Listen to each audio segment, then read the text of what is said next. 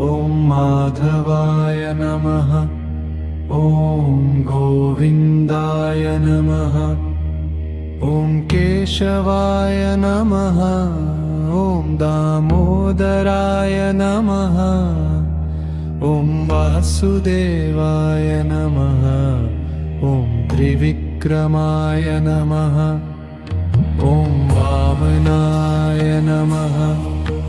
ॐ श्रीधराय नमः। ॐ ऋषिकेशाय नमः। ॐ पद्मनाभाय नमः।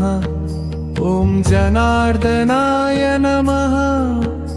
ॐ उपेन्द्राय नमः। ॐ अच्युताय नमः। ॐ पुरुषोत्तमाय नमः। ॐ मधोक्षजाय नमः। ॐ अनन्ताय नमः। ॐ लक्ष्मीपतये नमः। ॐ श्रीनिवासाय नमः। ॐ हरायणाय नमः। ॐ जगन्नाथाय नमः। ॐ चक्रपाणये नमः। ॐ गदाधराय नमः। ॐ शङ्खपाणये नमः। ॐ पद्महस्ताय नमः। ॐ वैकुण्ठनाथाय नमः। ॐ विश्वरूपाय नमः। ॐ विश्वम्भराय नमः। ॐ यज्ञपुरुषाय नमः। ॐ वेदात्मने नमः। ॐ वेदवेद्याय नमः। ॐ सनातनाय नमः। ॐ अव्ययाय नमः। ॐ शाश्वताय नमः। ॐ सर्वेश्वराय नमः। ॐ दयाकराय नमः। ॐ भक्तवत्सलाय नमः।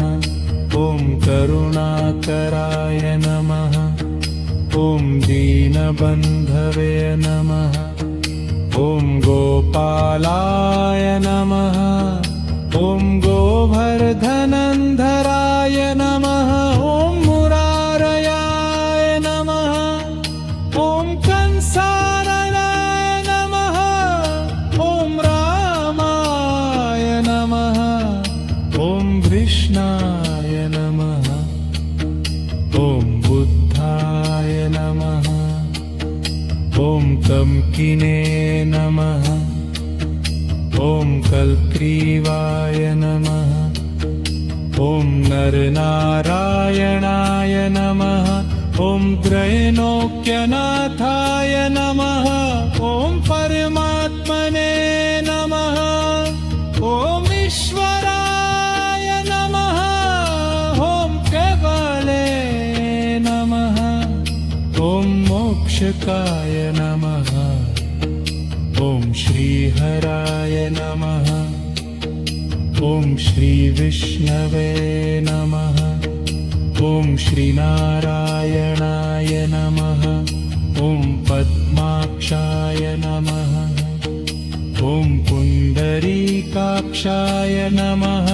ॐ श्रीवत्सधारिणे नमः। ॐ पीताम्बराय नमः। ॐ गरुडध्वजाय नमः। ॐ चतुर्भुजाय नमः। ॐ शेषशायिने नमः। ॐ योगनिद्राशायिने नमः।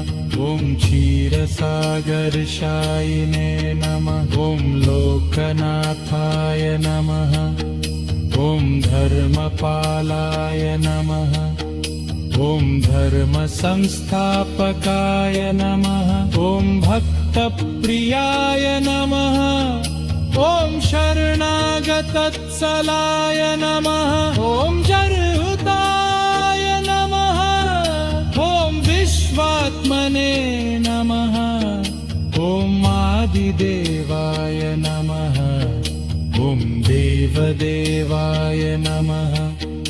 ॐ श्रीकान्ताय नमः।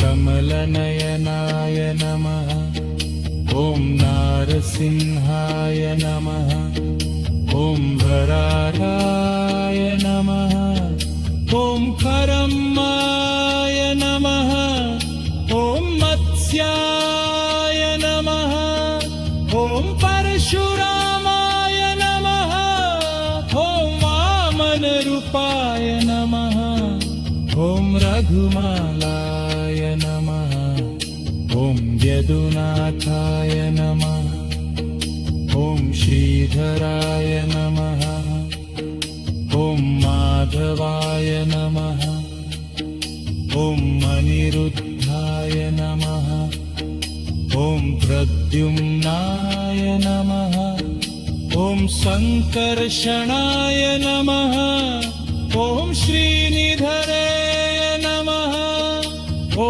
हरिप्रियाय नमः ॐ जगत्पतये नमः ॐ विश्वनाथाय नमः ॐ श्रीनारायणाय नमः ॐ परब्रह्मणे नमः ॐ जगदीश्वराय नमः ॐ सर्वव्यापिने नमः ॐ अनन्तशक्तये नमः ॐ परात्पराय नमः ॐ श्रीपतये नमः ॐ